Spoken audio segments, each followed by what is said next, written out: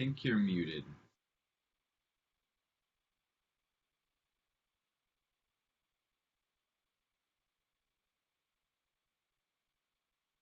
Brian, you're muted. Thank you. Okay. Let me start over. The secure RBAC discussion we were going to have yesterday got moved to Friday, just want to remind you. But it's also at 1600, which is a little later than we usually go. But that was the time we could schedule it in there. So just be aware of that. And then today we got the cross-project meeting with Glance at 15:30 or thereabouts. We're going to move to Meetpad to have that discussion, and that's also where we'll take the team picture. So hopefully everybody's interested in Cinder Glance relations, but if you're not, just come over to Meetpad for the picture, and then you can depart. And then yesterday we had an interesting discussion with the Nova team. So there's a link to the Etherpad in yesterday. So a lot of notes just on that particular Etherpad. And then I'm going to follow up. I didn't quite catch exactly what they have decided to do about lower constraints for Nova, although it sounds like they're going to keep it. Anyway, I'll follow up on that and just find out. I think it would probably be good to coordinate and do something similar, unless it's crazy, and then we'll do our own thing. All right, so I just want to ask if there are any comments or second thoughts or anything people want to add about yesterday's discussion or anything we missed that we should catch up on. Yeah, I just wanted to mention that regarding the quota test that I mentioned and the discussion we had around the leftover resources after running Tempest, we were off base there because it doesn't matter if we leave resources after the test. The quota should still match whatever we have. So even if we leave 5 volumes that shouldn't be there after the test, as long as the quota matches that, we're fine. The quota, in regards of quota, everything is fine. And I think probably the cases where we'll be most interested in looking at the results of the quota is when some Tempest tests fail, because those are the cases that maybe we haven't tested as well. For example, you're doing a backup and it fails in the middle or something like that. So in summary, we don't need to confirm that Tempest test is doing proper cleanup for the check on the quota to be relevant.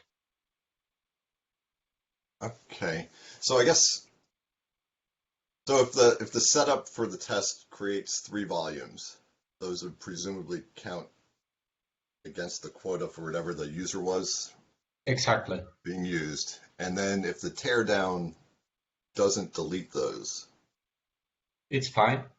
Right, because as far as Cinder's concerned, that person still actually owns the volumes. Exactly. So the quota will match. All right, so if we explicitly delete it, we'd expect the quota to change. But if we don't... Well, the thing is that we are not going to confirm that the quota is 0, that the resources used is 0. Just that the quota match with the Cinder manage command that we added. Does the quota match the current resources? Yes, then it's good. I don't care how many resources there are or what type of resources we have. As long as everything matches, we're good. So if we clean them, good. If we don't, good as well. As long as things match and we haven't suddenly removed all the volumes that we still say that we have 1. Or, yeah.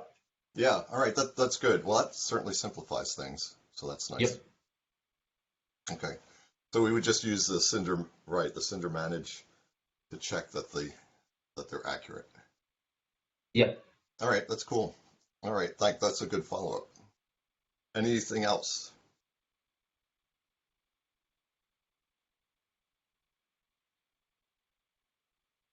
Okay, well, if you think of stuff, add it to the Etherpad. We may still have time tomorrow. And actually, we've got open discussion today. We'll see what happens there. Okay, great. All right. Jay isn't here, so I'll try to be good about taking notes.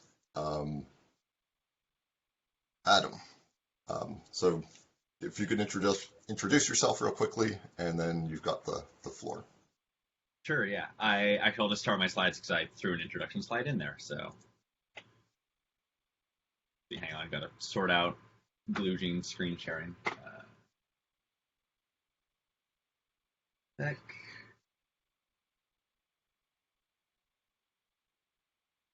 Allow, there we go. Gonna have to rejoin, so give me like 1 second. Okay.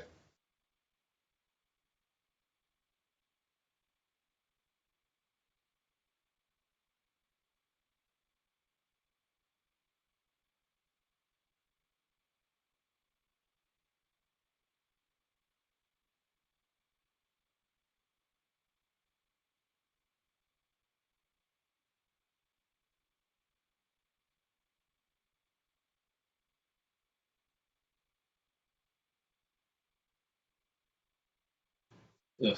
Sorry about that. Apparently, BlueJeans has moved to an app since I used it last. I used it in Chrome last time.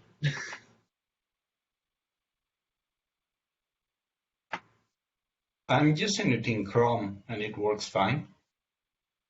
Oh, really? When I tried to start the meeting, it made me install the app. Strange. Okay, screen coming through? Yep. Awesome. Okay.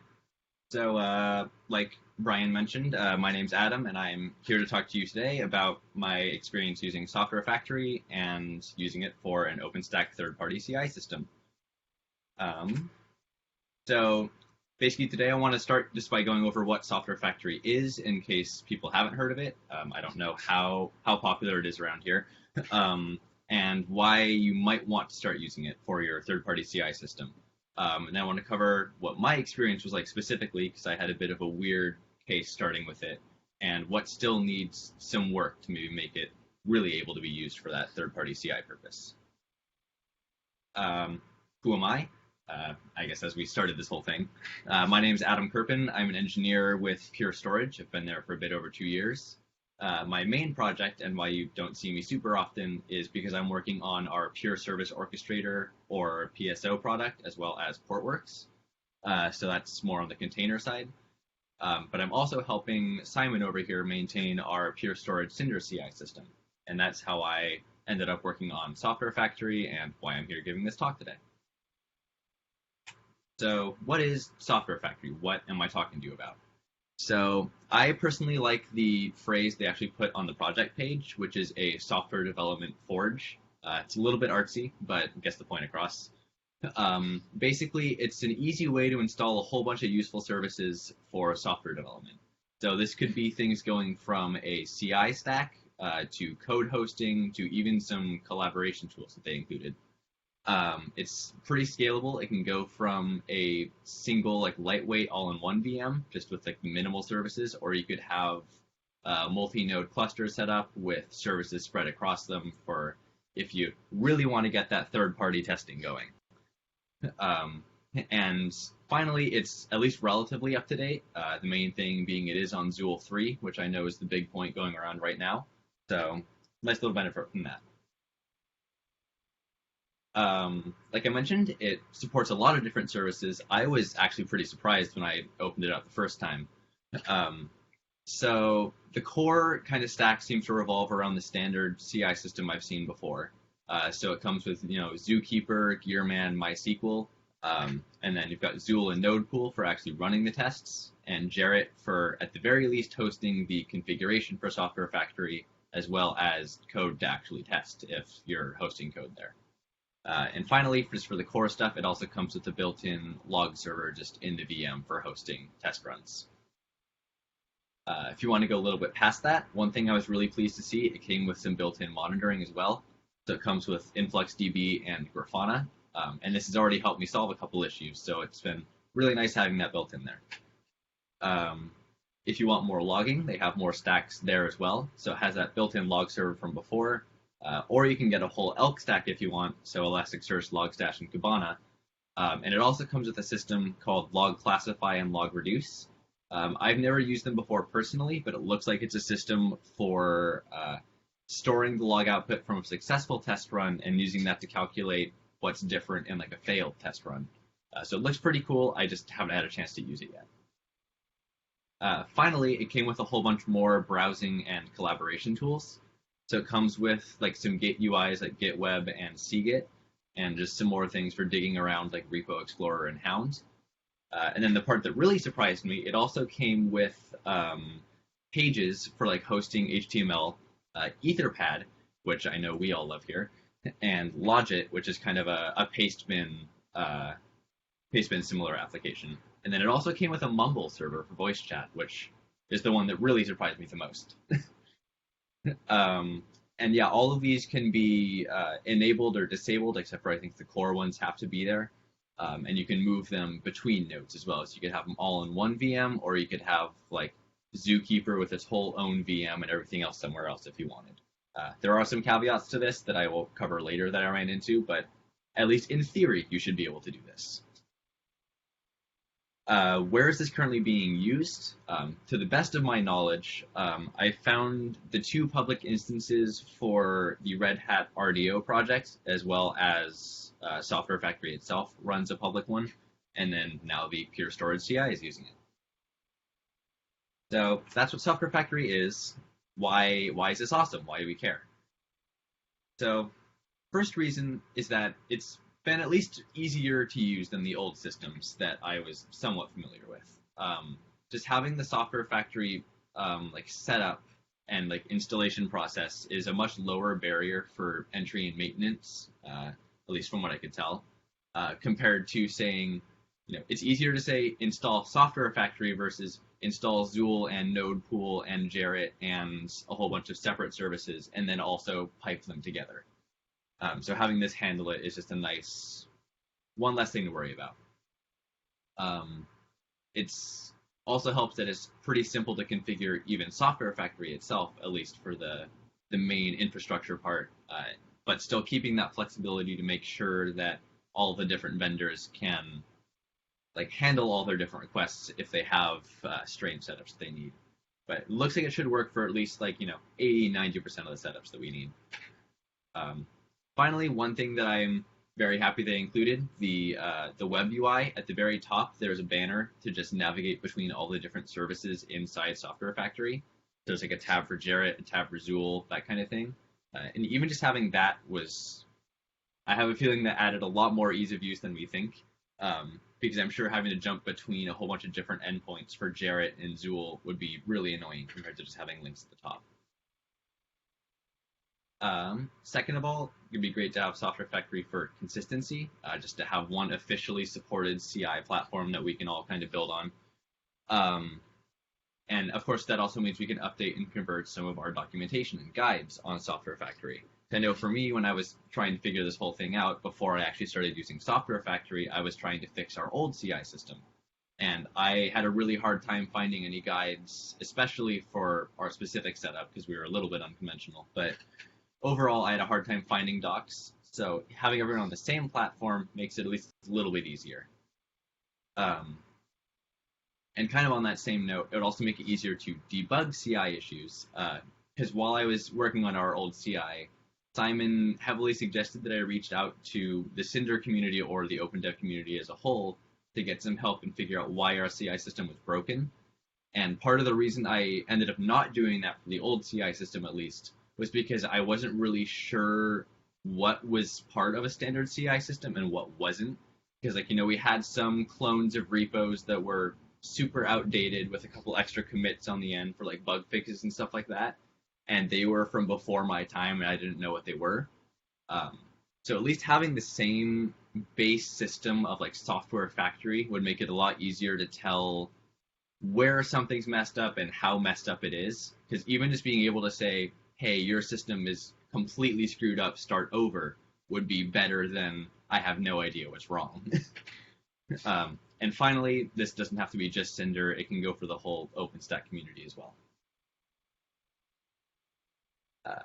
Finally, again, for kind of an extension of consistency, but this would make updates a little bit easier as well.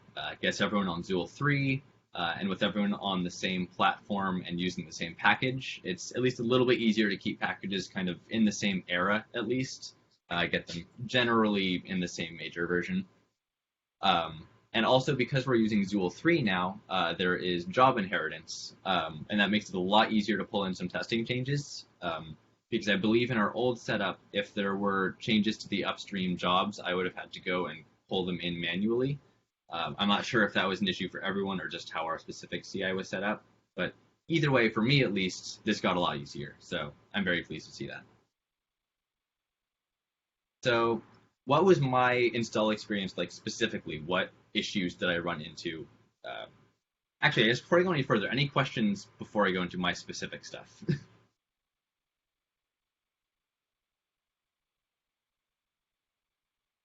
I'll take 5 seconds of silence as no. Cool. All right, so kind of the context or why this took so freaking long to figure out. So I got handed down our old third-party CI system, like I mentioned. This is still running on Zool 2 and Jenkins Job Builder, and a whole bunch of internal repos that some of which looked standard, some of which didn't. And we basically had one person who knew what it was supposed to do, which is Simon, one person who kind of knew how the old one kind of worked, and a whole bunch of wiki pages that were maybe up to date, maybe not, and I didn't know. And kind of just as I kept trying to figure all this out and more things broke, or I'd fix one thing and it would break 2 more things, it just kind of became more and more clear we should probably just rebuild the whole thing. So when we reached out to Brian just saying, hey, we're trying to figure this out, just give us a little bit, we got the suggestion of what about Software Factory, and give that a try. And I'm glad we did, so thank you. It's been a pretty good experience so far. So the first step that you have to do is you have to install the platform itself. And to do this, Software Factory comes with a CLI tool called Sfconfig. This handles both the initial installation as well as the upgrading, both for version upgrades and like applying new configuration changes. So if you add like a new Jarrett connection or a new authentication method, this will handle updating that. It's mostly driven by Ansible roles, which is really nice because that's documented extensively even outside the OpenStack community. And then there are 2 config files to worry about. So the first one is sfconfig.yaml, and this is kind of your standard parameters file. So this is, like passwords or authentication methods, external Jarrett connections, stuff like that. And then there's also arch.yaml, which is basically saying what VMs or nodes do I have and which services run on which ones. So for like an all-in-one setup, you just have a YAML list with one entry, and it's just the VM endpoint and the username and a really long list of services. Or you could have multiple VMs in that list and split it up, or split the services between nodes. This is where some of those caveats from earlier come in. I had some issues with multi-node setup specifically. The first thing was that there were some there's some dependencies between the components that they didn't mention, and the order in the YAML does matter, it turns out. So if you put the roles in the wrong order, sometimes dependencies won't be installed correctly. And the other one was there were some assumptions about components being co-located when they weren't. So I think I had an issue where Software Factory was expecting MySQL and another service to be on the same node, and they weren't. Because of how I set up my arch.yaml. And then during the installer, it would fail because the variable wasn't defined because it was supposed to be on the same node as another thing, and it wasn't. So there's some minor issues like that. When I asked about this specific case, it was because of test coverage. They were only testing all-in-one nodes and a specific multi-node setup, which, I mean, that's fair. It would be kind of insane to test every single possible setup, but probably at least a bit more test coverage would be nice, just to test a couple common setups. So this was all at the beginning while I was figuring it out. I'm sure they fixed a lot of bugs in this area since I started, but for now I'm on an all-in-one VM just because I haven't had the time to move it over to a distributed one. After all that installation is done, then you have to go ahead and start configuring all the services. So this is more on the land of your standard Zool and node pool configuration. So this is done through the config repo stored in Jarrett. So, all the, node pool, well, basically everything for configuration goes through the config repo. And then as you submit change requests, Software Factory will go ahead and update all the config files on the node as well. For this setup in particular, I went ahead and made a tenant for the third-party CI just to kind of keep it separate. So the main, like Zool and Jarrett config is in the main project, and then all the third-party CI jobs and like specific node sets and stuff are in the third-party CI tenant instead. I don't think that's required. It just made it a little bit easier to keep things separate, and I was kind of learning how things worked at the time. The next step was just to add all the projects that we needed. So in our case, since we were inheriting from upstream jobs, we had to add Cinder, the Cinder Tempest plugin, because we wanted to run all the Cinder Tempest tests. Tempest, because we had to run Tempest, and DevStack, because we needed to run Tempest on DevStack. So because of that, we had to at least have those 4 projects, and then everything they directly depended on. So this came out to be about 31 projects I had to add, plus a few internal repos like up here and a couple testing ones that you can't see down there. So it took me a little while to figure this out, and this was one of the points that I know we had to improve on. It sounds like people have had to calculate this list multiple times. So it sounds like it'd be great if we can just get it onto a blog post or something and just kind of have it there for people to copy out. Finally, the next thing to do is configure the jobs themselves, so actually set up what we're running. So kind of like I mentioned earlier, Zool 3 is based on Ansible roles, which has been nice because that's very, very well documented. And because we're on Zool 3, we were able to inherit the upstream Cinder job and just extend it. So you can see down at the bottom here, we have our pure DevStack, Cinder, Tempest, iSCSI, and Fiber Channel tests, both inheriting from our pure standard test, which is then just inheriting from DevStack Tempest. So basically any changes that get done upstream should, as far as I can tell, get pulled into our test as well, pretty much automatically. So a lot less maintenance on my part. This part was a little more difficult for me specifically because of that whole issue where I couldn't tell if we were a standard CI setup or not from our old one. So there is a migration path for Zool 2 to Zool 3 if you're using the consistent testing interface. I personally I've never heard of that personally, so I don't know anything about it, but it sounds like there is a migration path as long as you are following that. Cool. So kind of the end result looks more or less like this. So, first of all, we install Software Factory and we have our internal Jarrett just with all of our configuration. So I had to do a lot of futzing around in there to get it set up. But then eventually someone will go ahead and submit a change request to opendev.org. And our Zool scheduler in the VM is just kind of watching to make sure, or just watching for change requests and stuff like that. And as soon as it sees one it cares about, it'll go ahead and try and schedule it. So to do that, it'll go to Zookeeper and it'll look for any nodes that exist. And presumably Node Pool Launcher would have launched those earlier just in the OpenStack cluster. So we just have, I think we keep around 2 or 3 of both iSCSI and Fiber Channel up at any one time for us. Once the Zool scheduler checks out a node from the pool, we'll go ahead and store that in Gearman, and the Zool executor will pick it up and run the actual job. And like I said, it'll do this using Ansible. Then eventually, once it's either passed or failed, it'll go ahead and report the status back, and then the Zool scheduler will report it back to Jarrett with a comment. Cool. All right, so that's most of my actual setup. Any quick questions before I get into just points to improve in the future?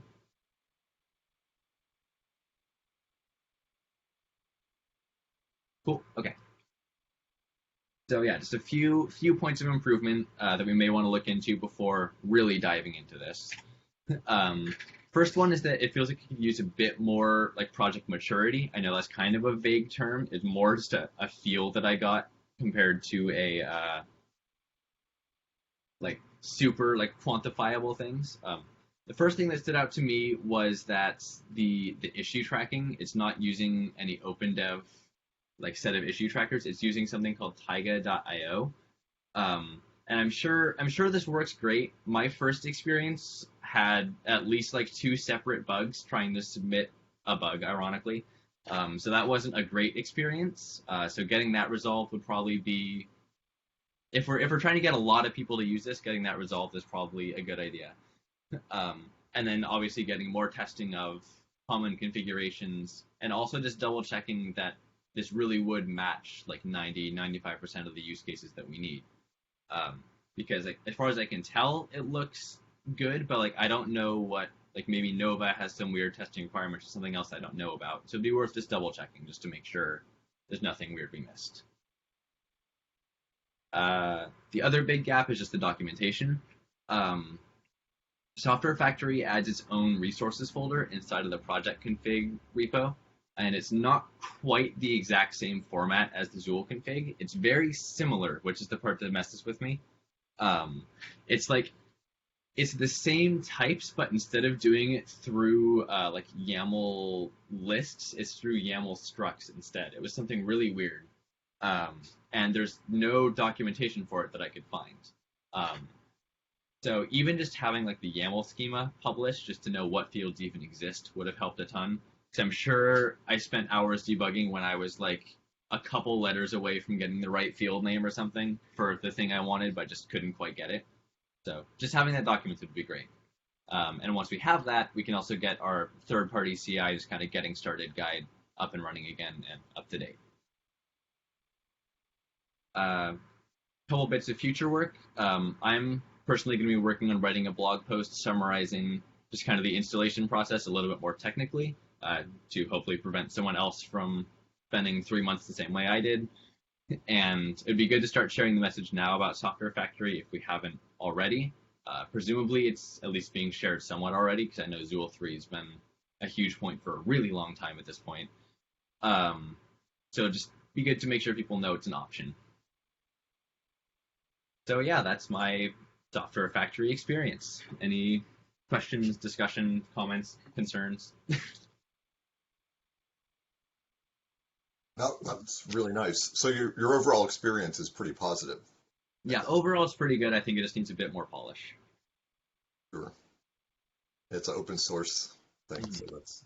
And it looks like, actually, I'm a little bit behind, just because, I installed Software Factory few months ago while I was getting this started. It looks like when I was taking the slides for this presentation, I was going to take a screenshot, and it looks like they've actually updated the web UI a ton. It looks way nicer now.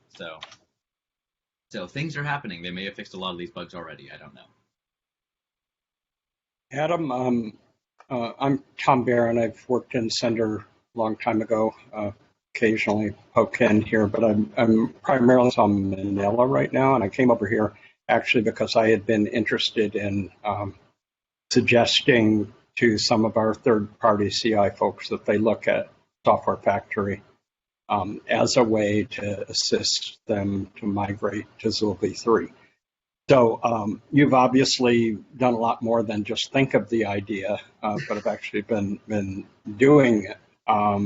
So I'm glad you're doing the blog, and just want to, I just poked Simon a little bit because I know Pure had sometimes been thinking of doing a Manila driver, but whether or not you had, I'm glad you're doing the blog, want to encourage that, and we might have some people, pinging you about your experience. Hey, just so you know, Tom, I'm actually, to follow up on that, I am going to try again and get the CI working actually in this for Manila. So that'll be an interesting process as well. Yeah, that would be interesting. I think obviously we'll try to help you out with any issues, but I like the idea of starting greenfield with Software Factory and Zool v3 rather than trying to wade through migrating from JJB and all that. It's a hard problem otherwise.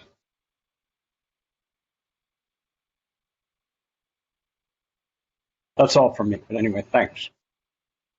Hey, as an extension to that, hi, this is Gautam. I also work in Manila and show up here sometimes.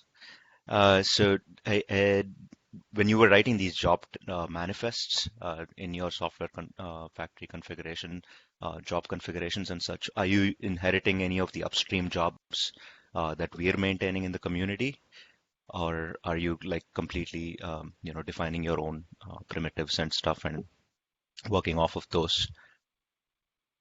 Yeah, so we did manage to inherit the upstream jobs, which is great. Basically, it came down to we inherited the DevStack Tempest job, and then we added a few extra roles to set some variables and add them like dynamically to the job config, because we had some things we had to determine at runtime was the biggest issue. But yeah, we were able to inherit from the upstream job and then just kind of tweak it a little bit. That's awesome. That was in theory how that was supposed to work, but it's pretty cool to see it's working. And the other question I had was about, did you have to customize node pool? And this has some sort of like, there's a background that I can share. So I mean, test nodes, amazing. Like that part, I know because you're running an OpenStack provider. You can spin up test nodes fine, but you're having to deal with an external storage system, right? Or are you doing storage right on the OpenStack VM? It's external storage, yeah. Okay. So for this external storage, is there anything that you can that you've had to do with node pool, like customize it to go spin up something in the external storage as part of the test node configuration? So no, most of that ended up actually happening in the Zool jobs. So we so yeah, node pool, I just had to set it up to make the disk images and then make the VMs, but that was all pretty much standard configuration. Then as far as the Zool jobs go, kind of the extra bits we added were basically first setting the like local configuration variables to point it towards our storage array. So we had to set the variables for like the management endpoint and API token and stuff. And then also just set the rest of the like pure Cinder plugin variables. So presumably you'd have the same thing for, like a NetApp or a Dell plugin, that kind of thing. Yeah, absolutely. No, I think that was one of the stumbling block I heard from, third-party vendors and maintainers, because they had actually added smarts into node pool, their own clones of node pool, for instance.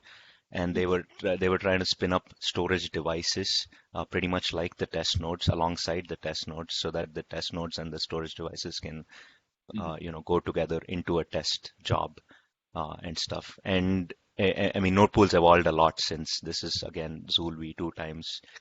And I was wondering if, maybe there is a way to extend that, but I like your idea. I think even if you just did some Ansible automation and included it as part of the test config, you'd get there somehow. Yeah. Awesome. Like I mentioned, that since they switched over to Ansible roles, it's made it a lot easier to reuse stuff, and it's also just very well documented in general. Awesome. Yeah, as long as you take care of the setup, teardown, and stuff, you're fine, I guess. You don't really need the node pool integration. Yeah. So cool. Thank you. Mm-hmm. Hi, my name is Peter Penchif. I'm basically the maintainer of the store pool Cinder driver for our own company's distributed storage thing. And okay, so a couple of things here. So first of all, I came here mostly to ask a question, and then Adam said something about. By the way, thank you, Adam. Great presentation. He said something like, "Sorry, I may be a bit behind 2 months or something," which is kind of funny because the question I was going to ask is, has anybody had any experience with upgrading Software Factory setup installed 2 years ago, like Software Factory 3.3, to something that is more up to date? I mean, we do have our CI system running. It has been running most of the time. It has been running for the past 2 years. We have some local hacks. We actually had to write our own node pool provider because we use another virtualization system to spin up the VM that actually runs the tests. So I'm wondering if anybody has had any experience with upgrades across software factory versions. Well, I haven't personally. Yeah. But other than that, I'd just like to say that even the software factory version from pretty much 2 years ago was much easier to use than anything we had tried before that. And it was, it took some figuring out exactly the names of the options, the jobs that you had to override, stuff like that. But it was really even easier than I expected. And yeah, all kinds of customizing is just there in the YAML files and configs and stuff. Yeah.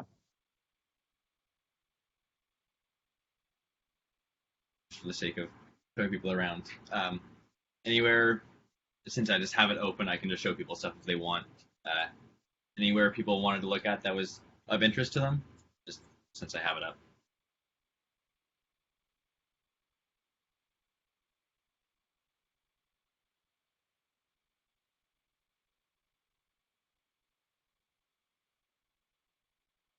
I want to add on So to this, just to say, I was fighting with the old CI system for a very long time in Pure, and Adam has just made this so much easier. This, just to me in general, as a user of this environment, it makes life so much easier, and be able to track what's going on and make modifications is a hell of a lot easier, as Adam mentioned. So I'd like to just thank Adam for all the work he's done on this from a Pure perspective. I'm just glad we got it working. That was the best thing.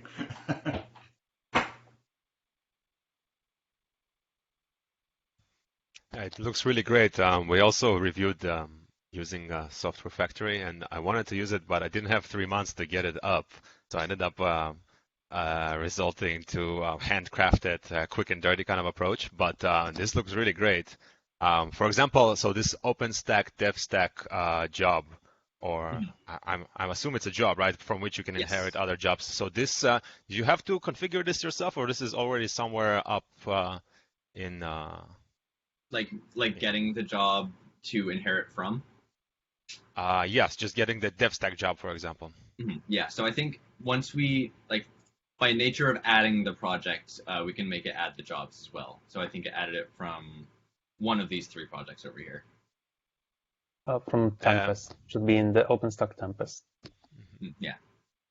So one thing I'm a little curious about, so all the different dependencies that needed for a job, such as DevStack or Tempest, as far as I saw, the Tempest or DevStack repository contains the requirements, and basically as part of the installation, you will, on a single node, it will just install the requirements for you. But in this case, this is done differently. Yeah, so this one, I basically had to register all the projects in Zool, and it looks like it's not going by like actual Python project requirements. It's going more by Zool requirements. So I think the Cinder Tempest plugin tries to inherit a job from Tempest, which tries to inherit a job from DevStack, which tries to inherit a job from something else. And I think it also tried to pull in a node set from some other project, and it just kind of spiderwebs out like that, just as Zool pulls in more Zool things. I see. So it requires more understanding of Zool, basically. Yeah, unfortunately. No, that's no worries. But I think that's why they wanted that list to be made once and just put it somewhere instead of having to recalculate it every time. There we go. So I was running into exactly this kind of stuff, or even more basic, just the not ability to find the getting started kind of page, and having to figure everything out myself by trial and error. That's kind of what ended up making me stop going with this whole solution. But it looks like the best solution, seriously. So I think we want to use it too, Yeah, especially when some more documentation comes. Yeah. Since I had the 3 months to kind of try and figure this out, and since it was just figure it out and get it working, my process was basically add Cinder and Tempest and DevStack, put in a change request, see how many errors Zool gave me, look at the errors, add those projects, put another change request in, then see how many errors I had after that, and then I just kept doing that until I got it down to 0. So Wow. it wasn't exactly the most elegant process. Yeah, because the point is that it's Zool which pre-populates the repositories. So that's to answer the question about requirements. And the reason is that so you don't go through pip for installation, you just get the latest version. And also Zool takes care of applying the patches from Gerrit. So that's all the magic, which works also if you have dependent patches. It's Zool that clones all the repositories, and that's why you need to have all the repositories there, and then applies all the patches from all the chain of patches that you want to test, and then that ensures that you are testing exactly with all the code that you want to have tested, and that's one thing. And on the other hand, you have the Zool jobs, and which are in this chain of inheritance. You can see that from the jobs tabs. And that's the good thing of Zool v3. And unfortunately, yes, there is no direct migration from Zool v2 to Zool v3. There is a guide in the OpenStack project. I don't remember where it landed now. I can find out the link, which explains how to move the jobs, but it's really a matter of rewriting the jobs, basically. I did it for several jobs, and yeah, there is no other way. But in the end, given that you base your work on the existing jobs, you have much more features available, and most of the cases you just need to either override some variables. Of course, in this case, you had to write additional Ansible code to spin up storage and stuff like that. But once you do that once, you can reuse it in all your jobs. So that's makes things much easier.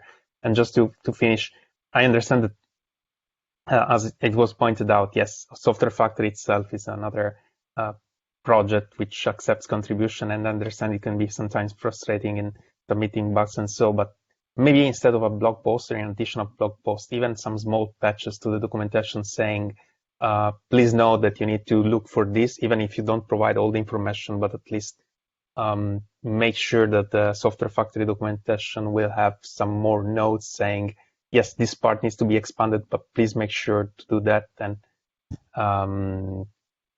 even if it's not too in-depth, adding this kind of information to the Software Factory documentation, proposing a patch like that, I don't think would be so much of a effort with all the experience gained so far, and it will help all the others. So yeah, just saying.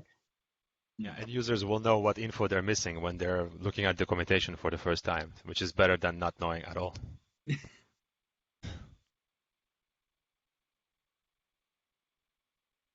Yeah, thank you for this, Adam and Luigi. That was a great clarification about how Zool handles dependencies and in parallel the job stuff. Very useful.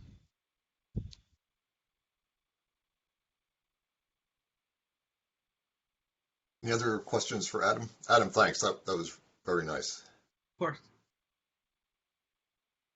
So I guess from the driver maintainers who are here, how many people have heard of Software Factory? So I heard and barely tried it, but I'm going to try it again. Okay, so that's good. I'm just curious about what would be a good way to get more publicity for this so that people are aware that it can be used and that we've got at least the store pools used it, and we've got Pure who's used a more recent version. So that's good. So we're starting to build up a community. I'd like to get the word out somehow to, well, I guess something on the mailing list would help. Well, I think that Adam mentioned to add it to our getting started for drivers, probably. Okay. Even just to if you want an easy way to spin up a lot of these things together, check out Software Factory. Even just a pointer would be nice.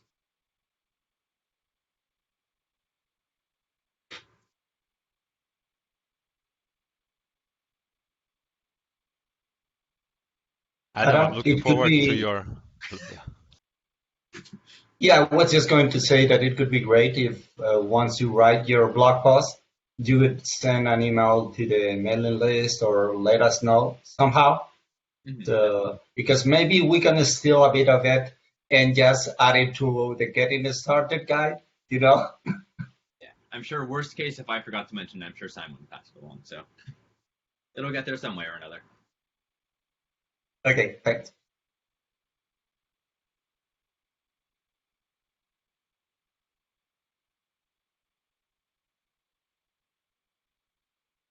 Anything else?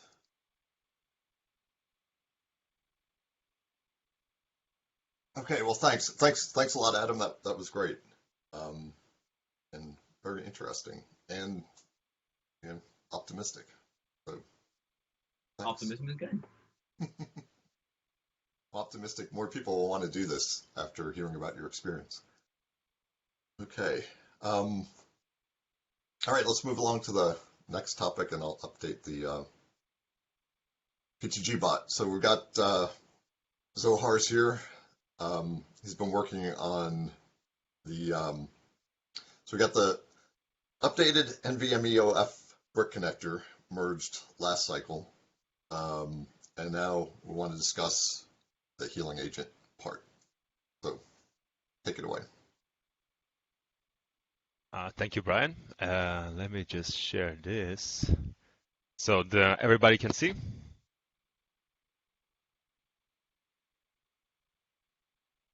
Yeah, I can Yes. see it. Okay. So, as Brian mentioned, in the Wallaby cycle, we merged the NVMe connector, which is with these new features, which include things like, my slide's not moving. Include features like connection sharing and scalability improvements, and also a big change is the compute side replication using MDRAID. So we merge all of this. This is being used by the QumuScale driver, the QumuScale backend, which is NVMe-oF scale-out based storage. So this is basically the same architecture diagram from the last PTG. The main change that I want to talk about here is for the healing agent.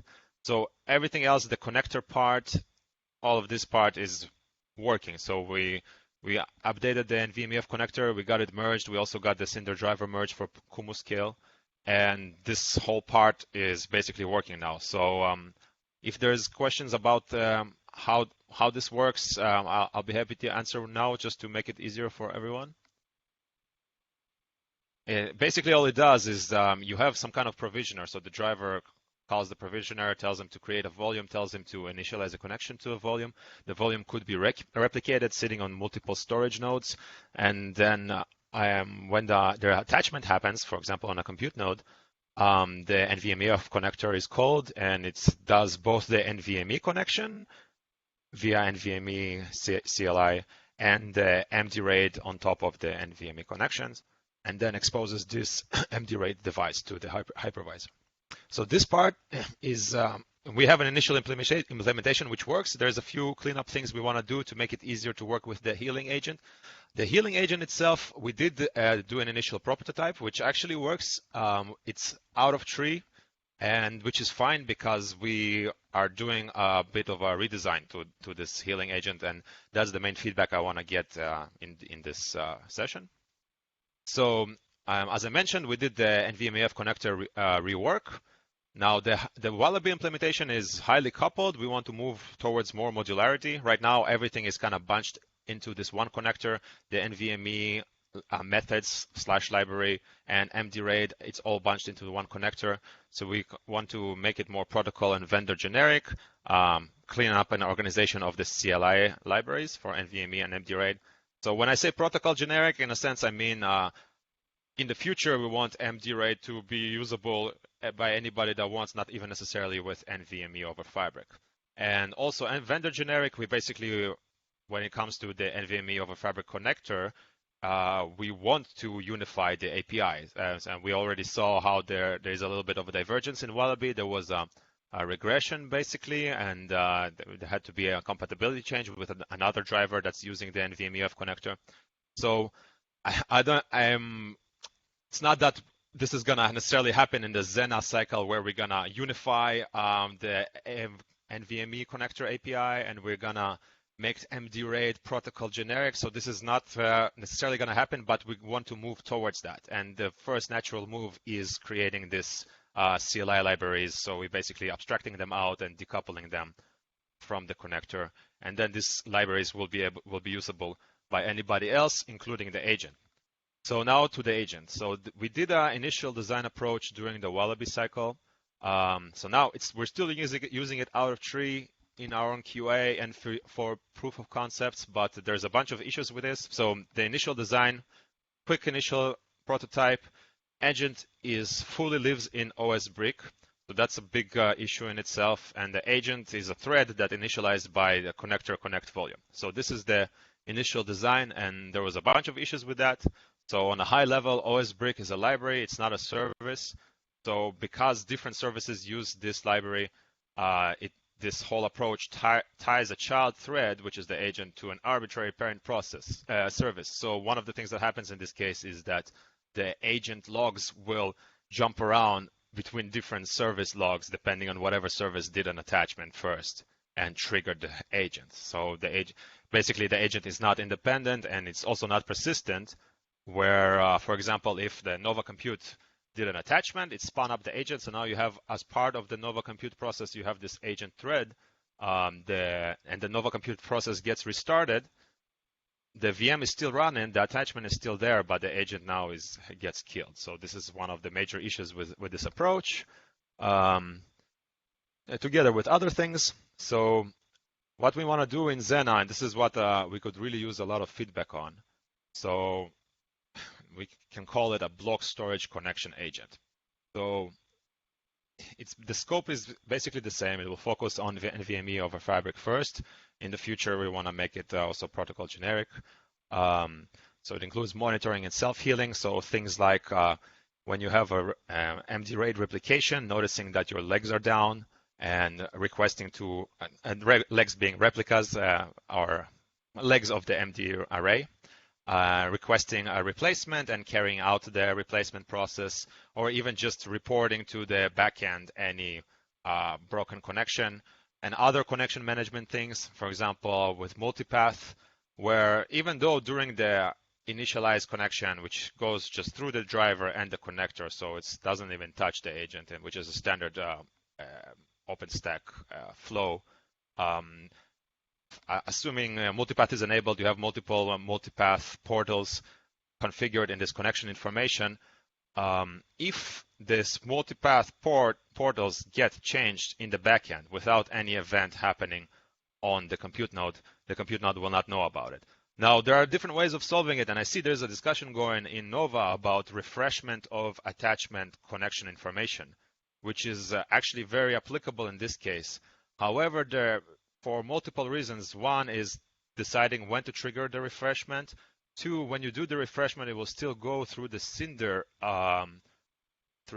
service, and the Cinder service might be caching its own connection information. This basically does not guarantee that you're going to have fresh information from the backend.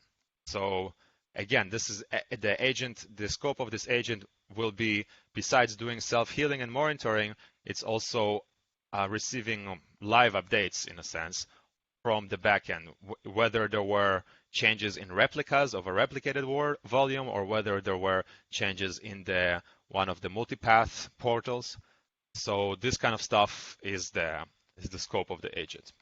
And basically, we, in a sense, that's how it looks like we want to do it right this time. So import OS brick as a library, which is what it is, and use the NVME-oF and MDRAID libraries, which we're going to break out of the connector, as described previously. And having this agent as an independent process, it will be configurable per host by the operator. So this is basically the proposal for the agent in Xena. So does this fit as a Cinder agent, a Cinder volume connection agent, something like that? Or is it more in the compute service scope? Somebody brought up that this could also sit in Nova. I'm not sure. What do you guys think about that? If there's any feedback. Hi, Zahar. Thanks for your work. I've got one question from the beginning. What about Ironic? How is it supposed to work with bare metal attachments? So bare metal attachments is the same. So we are also running it on bare metal. Although we were not using Ironic, so I'm not sure specifically where Ironic comes in here. But for bare metal, we also ran it on bare metal nodes, so the OpenStack components. So maybe you could clarify a little bit where the Ironic comes in. If this agent is supposed to work on compute hosts, it's okay, but if it's supposed to run inside VMs, I mean, user workloads, it could be an issue.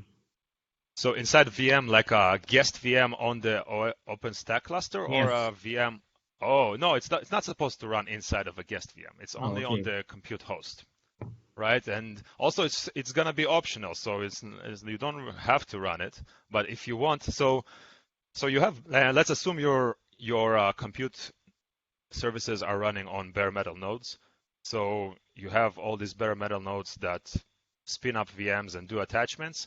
If you want to have this monitoring, self-healing management of connections on the client side, right? So we're talking about client resident code, so which is part of this entire approach. It's basically this part right here. So we are noticing something happen, and we're doing all this healing on the client or the consumer. So client is by client I mean client of the storage. So the consumer of the storage, which is a compute node. All right. So this part is bare metal. And the hypervisor will create guest VMs, right? So the agent is not running in them. This is the bare metal compute node, right? So if we want to have this monitoring, etc., to this NVMe-off connected volumes that support this entire functionality, then we can also run another service, which will be the healing agent, and will carry out all of this stuff. Okay. So it does not run on the guests.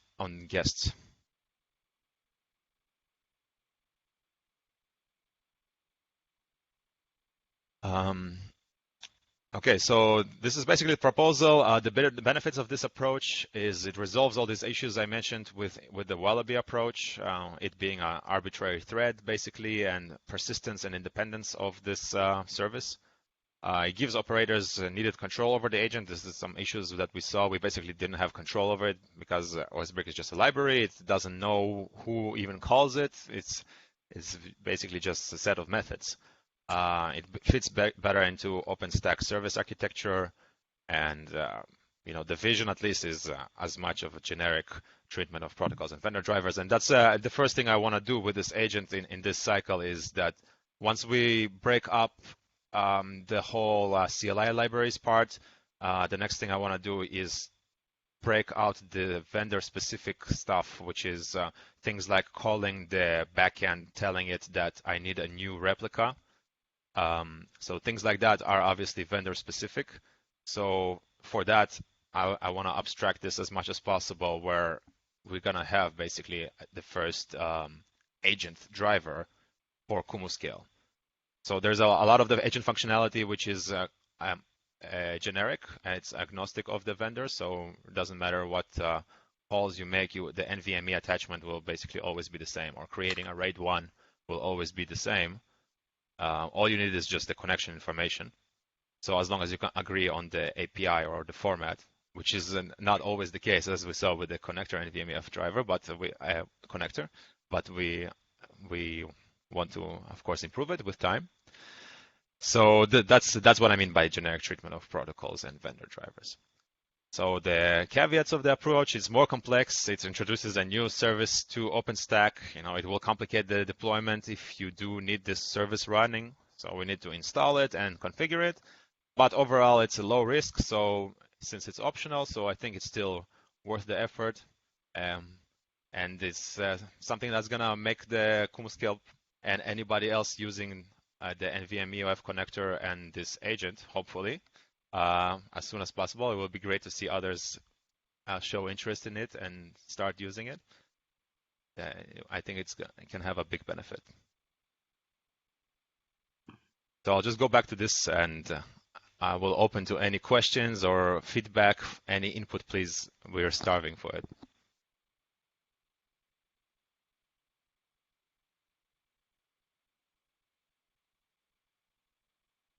Okay, so if we do, Yeah, yes, sorry, this is Gorka. I'm a bit concerned with starting a new project for the agent. So I'm wondering if we could add this new agent directly in OSBreak, even if it's a library. You can provide an entry point in the library, which basically generates a command line interface.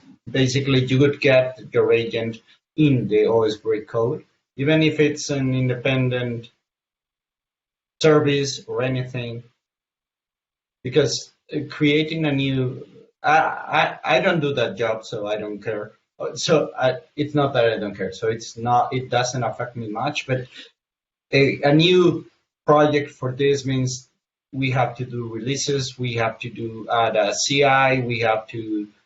So I'm concerned if the overhead that it brings is really necessary.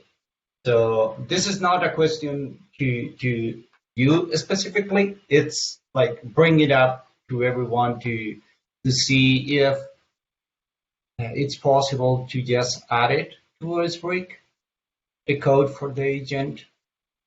Yes, so we tried to do that in the last cycle, right? So we ran into these issues. So if there is a way to using OSBreak, right, just only keeping all the code in OSBreak to spin up an independent process that is, is going to be manageable as any other process where we can easily see its logs, for example, and it's going to be independent where the process that initially invoked the connector and the connection which spun up the agent, if that process gets restarted, we don't lose the agent, so we want the agent to be persistent. So these are the main issues, right? So if there's a way of doing that, then we will be glad to do it, but we spent good portion of the cycle trying to do that, and we didn't find a way. So we even look for some feedback. If there is some more something that we missed, maybe there is still a good way of doing it. However, there is some other things about this. So, for example, for this agent to work, it actually needs the API REST client for the backend. So that basically means now the same REST client that we're keeping for the Cinder driver in the Cinder repository, we also gonna have to basically shove it in somewhere into OSBreak. Okay, if we're okay with that, that solves one part. Just one thing, if we look at the diagram, so the healing agent doesn't actually talk with Cinder. It talks directly with the provider. So that could be, the idea I'm suggesting is not change what you described, which is basically we have a configuration file in the system. We can run the service. So there are two ways. One is we include the code in the library, and just like you would normally if you had an independent project, and you provide an entry point in the setup configuration of the package, which would add a binary. It's not the nicest thing that a library has a binary. It's not the nicest, but it could make everything run in the same, everything live in the same project. So when you install OSBreak, you get a Python script that basically calls a specific point in OSBreak, which is the agent code. And you can pass parameters, you can do everything. So that is one way of doing it, because in that way, it could behave exactly like if you had a different project for it. You would start that service outside of OSBreak. It would have its own configuration. everything as if it was on its own. The other approach is that the service is actually started by OSBreak, and you create an independent process, you bring it out, you make it so that it's not a child of Nova, so that it doesn't die when Nova dies. And that's a little bit more complicated and troublesome, probably. So my idea was just to create a new endpoint, an endpoint for the OSBreak library for the binary of the agent, and have the agent live in there as well. Yeah. So by endpoint, what do you mean? Can you please clarify a little bit? Yeah. So when I say endpoint, I mean entry point. So I think it. Okay, if you go into the Cinder setup let me directly provide the link with what can be done. It's not okay. Add it to the conversation.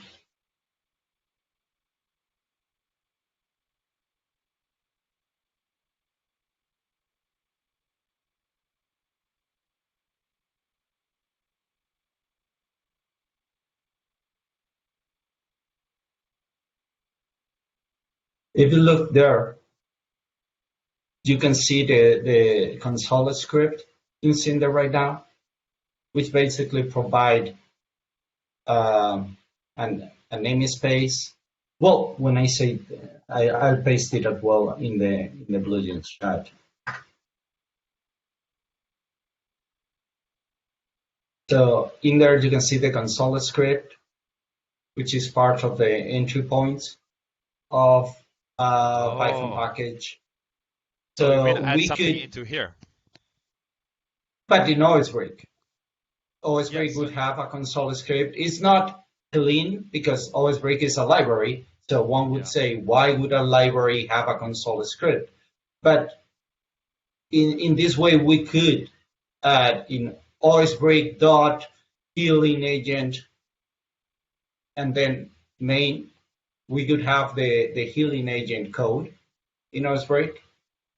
And then using that console script, you can actually run the service as if you had created your own thing. Right. So just a quick question. When you said that it being a separate project, it basically means adding it to these console scripts that are under Cinder, right? Which is basically my proposal. Not Cinder, OSBreak. Yeah. So you are proposing the same thing, but OSBreak.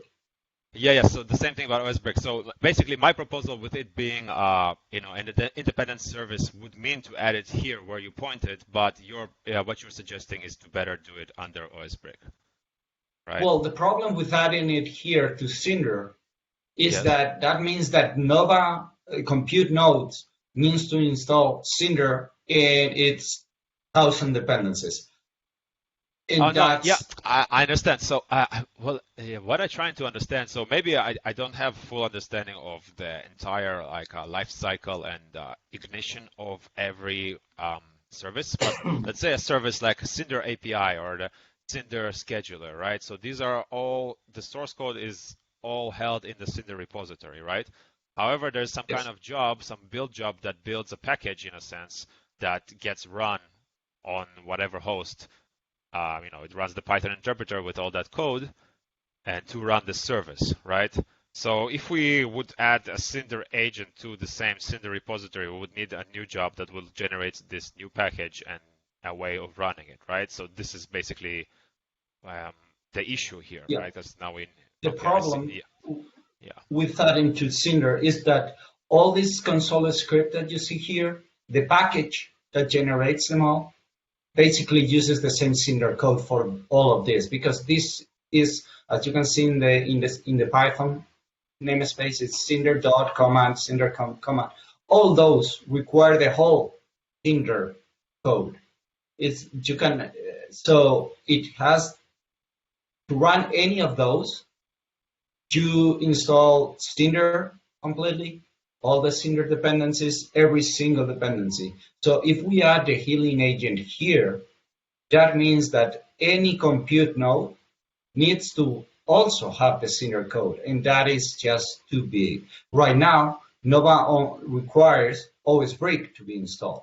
So it brings up as a dependency OSBrick and the dependencies that OSBrick has, which are smaller and which are relevant for Nova. But if we have, Nova installing Cinder, all the Cinder code to get the healing, it's too much. So we can either have a specific project like we do with OSBrick. We have Cinder, we have OSBrick. Now we have the Ceph ISCSI project. We have Cinderly. We would have the healing agent, and that is one additional project, which was what I was understanding you wanted to do, create a new project, yes, but a new service. So that's what I wanted to do, because it seemed like having it in OSBrick has this limitation. But if we can run it as an independent process via OSBrick, then I mean it will be easier. And so the only dirty part, I mean, there is this, like you said, having a console script for OSBrick might not look like the best, but if that's okay and it will solve all these issues, then that's great. The only other thing is that we'll also need to keep a copy, basically, of the REST client API for the backend, both in Cinder and in OSBrick now. So that's also not gonna look really nice. But the thing is, even if you had a configuration in Cinder, Cinder may not be living in the same node as Nova. So the configuration would not be there. You would have to actually write the configuration there as well. So you have this, that issue is not changed. The fact that you have to go and add the backend, I understand. Well, in this case, the QMU service, I understand. and API and everything, you still have to write it somewhere in the Nova nodes. Yeah, and Nova nodes are not going to have Cinder, right? Exactly. Yeah, okay. So yeah, I'll probably need some more help. Still the same. I'll probably, if there's more stuff that you can share now, that would be great. Especially pointers like this reference you shared. And I'll probably need some more help with this, but I'll jump on IRC as well. Yes, I'm listening. For the console script, I brought it up because I want, now that a lot of the Cinder people are here, we can discuss if this is an acceptable approach, adding it as an OSBrick console script, or if that is a no-go. Because I know that there are people who says, no, this is a no-go. A library cannot have a console script, do something else. And others find it, okay, we can accept it. So I would like to hear people's opinion on this before you start doing any work. And so you don't have to redo it. Yeah.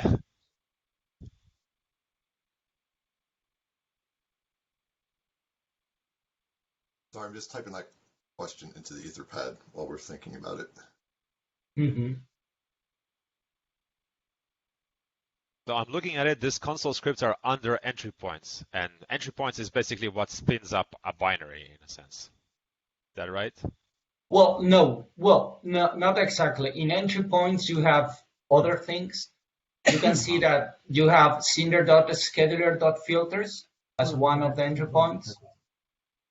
That is something that allows Cinder to, at any point, say, hey, give me entry points that match this string, cinder.scheduler.filters.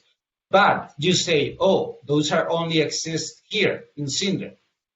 Right now, yes, but I can go and create my own library which is just a specific Cinder filter, at this entry point. And then when Cinder asks for the filters, it will get the filters that Cinder provides and the filters that any other Python library provides. And these are not binaries that are generated. These are not a script. These are just entry point. The console scripts are the exception. Those are the exception that generate an actual file that invokes that specific method. Okay.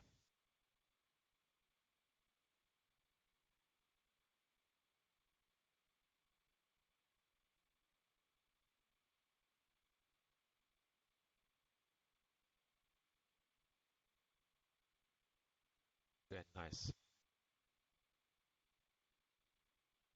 So I don't know if anybody is against the OS brick having an entry point idea.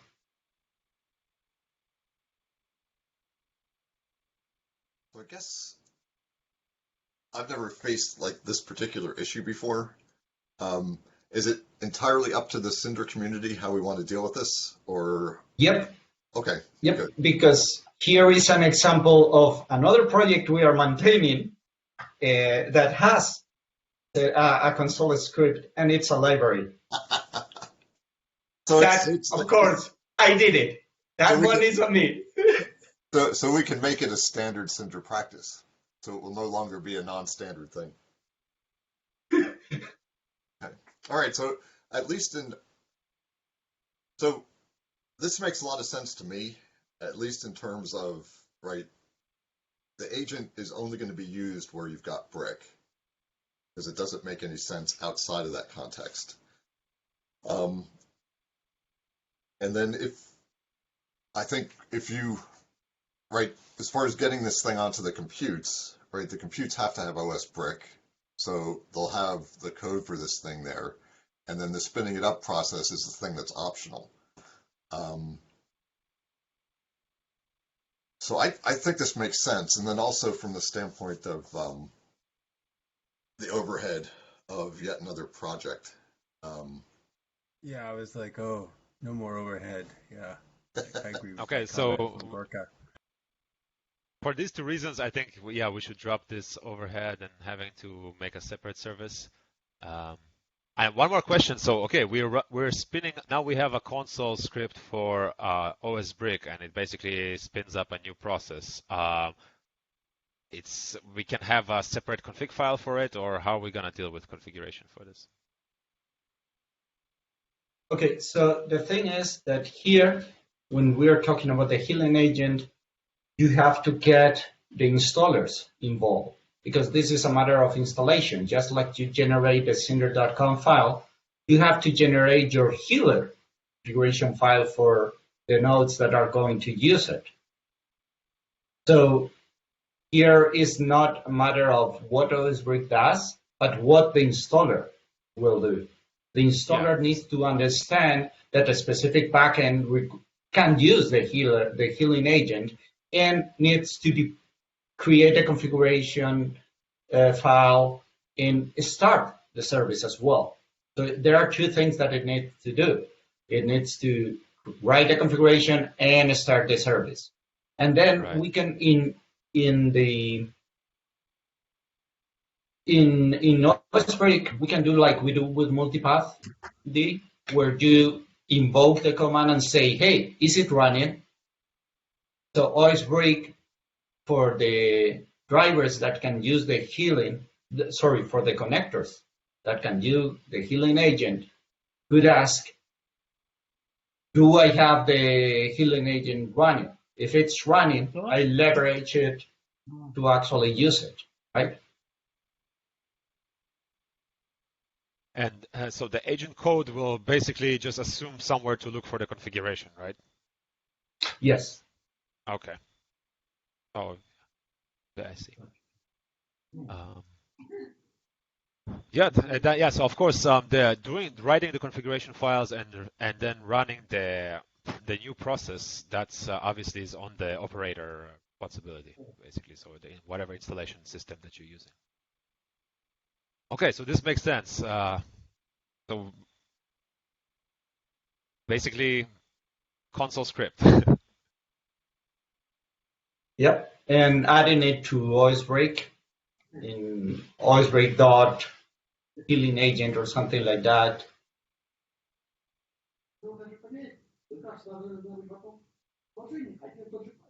So I had some questions. So this is configurable, right? Like we have the option of enabling or disabling it, the healing agent.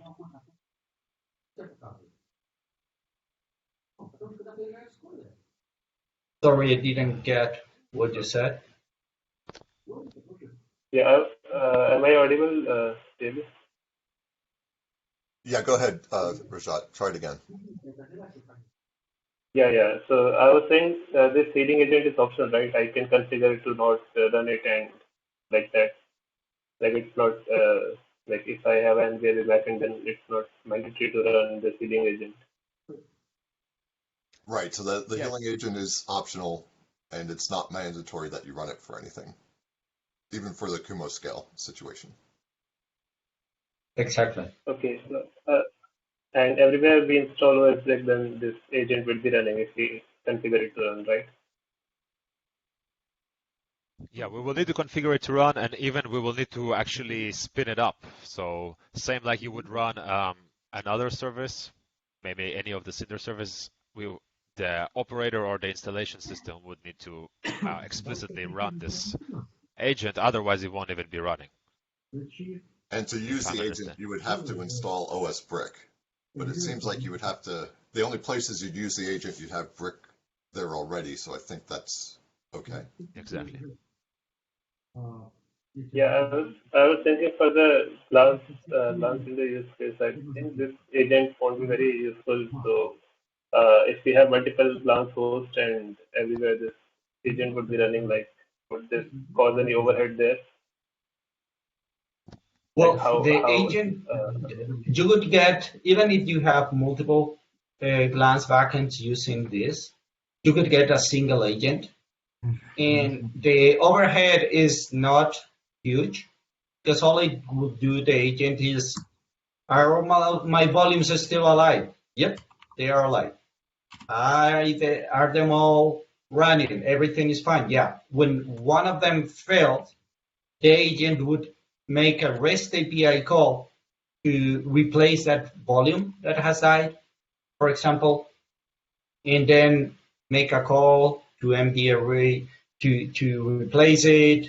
And so you have a bit of overhead, but this is not like a lot. The biggest overhead that this implementation has, sorry? Oh, the biggest overhead this has is on the network, because you are, since the replication is on the client, whenever you write 1 byte of data, you actually write all of the volumes. Yeah. But for reading, which is the biggest case for glance, it doesn't matter. It will be fine. No overhead for reading, and only a bit of overhead when something fails. And this is only on the data path, the network strain. So the control plane should be unaffected, so that should be fine. And on the data path, we're assuming NVMe fabric, so not even NVMe over TCP, but we're talking about high-performance systems.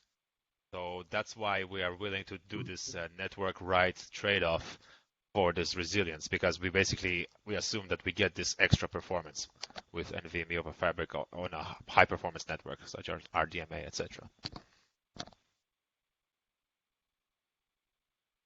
Yeah, I think that sounds like if we could selectively, like, I don't think there is an issue with that, but if we could there is any way if we could selectively enable it or disable it per service.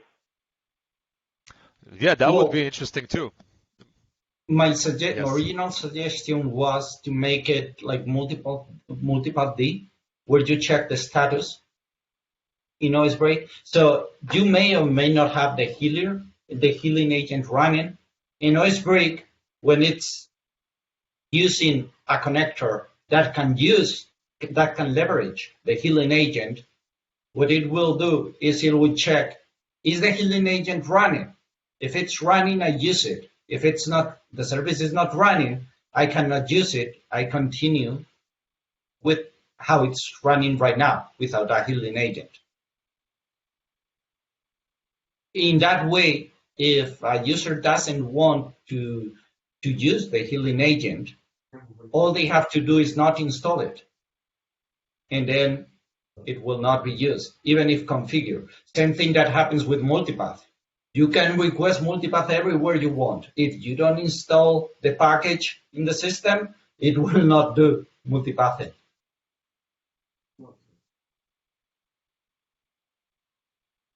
Yeah, I think that would be good, yeah.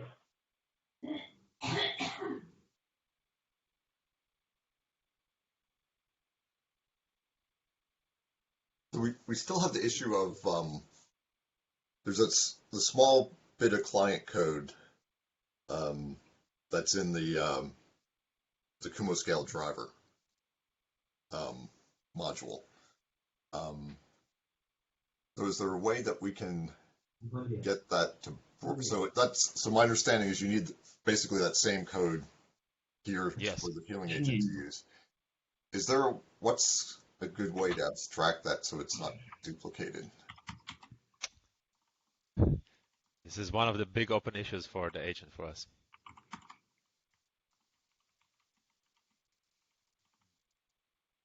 And it just didn't feel right dumping all these REST APIs into this OSBrick, because there's not such thing else there. Right. No. Yeah, that makes sense. Yeah. So I think ultimately long term it still makes sense to have like a Cinder service, like a Cinder agent. Maybe that's kind of similar to like a Neutron agent or something like that. But yeah, like for agility reasons, this overhead of managing this entire new service, that's maybe in the future eventually something like this will be done, especially when the entire community will start adopting this and kind of like crystallize over this whole thing. But for now, probably doing a trade-off with agility is the right thing.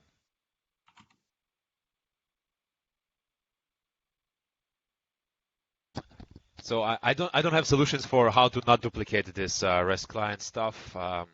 We've been thinking about this for months, and I was trying to get some feedback on this too, but nothing yet. So this is what I just proposed today. This is, it does have this caveat. So I didn't write this caveat, and I didn't know how deeply it would affect things. So obviously, if I start thinking about the whole CI system, especially the infra CI of OpenStack and all these internal Zool jobs, etc.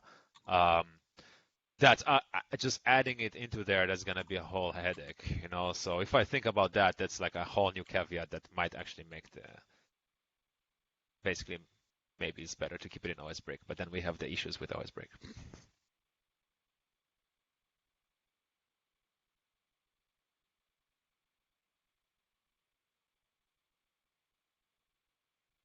Sorry for the dumb question. What is the install scripts we would need to add? So there's basically, depending on how you deploy OpenStack, so OpenStack can be deployed in multiple ways. Let's assume you do a manual installation of OpenStack. In that case, you will, for example, package this agent and simply run it. So that's one way of doing it. So Jorge he called it. He said such and such scripts. I was trying to find that. So there's the console. So there's a console script. So that is gonna be, yes. So that is gonna be part of the OpenStack code. So that's gonna be part of OSBrick, and that will basically allow you to spin this agent code as a process. So you will basically invoke the script, which will run an independent process, a Python code of the agent. So instead of tying it to another service as we were doing before. So that actually solves this whole independence issue. That's really nice. And then what's the component we have to check with to make sure that gets added to the install? So there is no... When most packages, when they run, so the packaging usually to RPMs or whatever, when they handle a Cinder, a Python setup.conf or setup.py, they will check the console script, and they will generate the binary, the file to be called with that name. So that usually is handled will be done by the OSBreak packager. So that will be added. So when you install OSBreak, you will automatically get a binary you can call. What you will not get is that it will not be running, and your setup will not be there. So what needs to happen via the installer or manually by operators is that they need to write the configuration for the healing agent, one, and two, they need to run the healing agent as a service. But they don't need to change packaging, and they don't need to install anything additional, because OSBreak will already be installed in there, and it will already have the code and even the binary that calls it. Got it. Okay, thanks.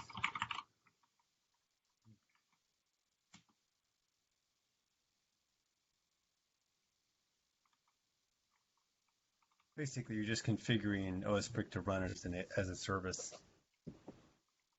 Yeah, okay. That's pretty clean, actually. I think that's a good idea, Barca.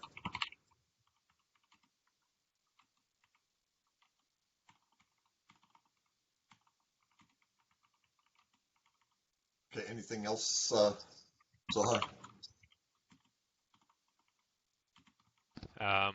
I think it's good for now. There's obviously much more to talk, but I'll continue on IRC, especially with technical stuff once I start working on this.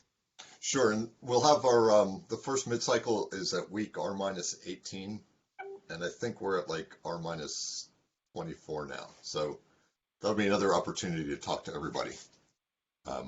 Probably give you a good goal to shoot for to have code ready. We can see what's happening. All right, any other questions or observations? All right, let's take a 5-minute break before the next topic is Sophia talking about encryption. It's 14:36. Let's aim to resume. Oh, sorry, Luigi. Just a note before we drop out, going back to the previous point, I will just not, before people were asking about the documentation. When we first started discussing about this with Software Factory people, they started drafting a third-party CI guide, which is not merged, and the patch is like 1 year old, but it's still there, so it's probably waiting for review and some pings. I added a reference to the Etherpad, so please go there if you're interested in deploying it. Take a look at the document, provide change, like review it. It's a review, so yeah. Yeah, that might be, Adam's still here. That might be a good place for him to just drop a few comments. You know, either fix me or to do, or just a note, even directly in the script, is saying, you'll need to do whatever to figure this one out or something. Great. And I still encourage Adam to do his blog post. Adam's not on anymore, but I'll send that message to him. All right, great. Yeah, thanks, Simon. Okay, so we'll pick up at 14:45 with Sophia. And I'm going to stop the recording. So somebody please remind me to start the recording when Sophia starts. All right, thanks. Thanks, Zohar. That was a good discussion. And thanks, and Simon, tell Adam thanks. That was a great presentation on Software Factory.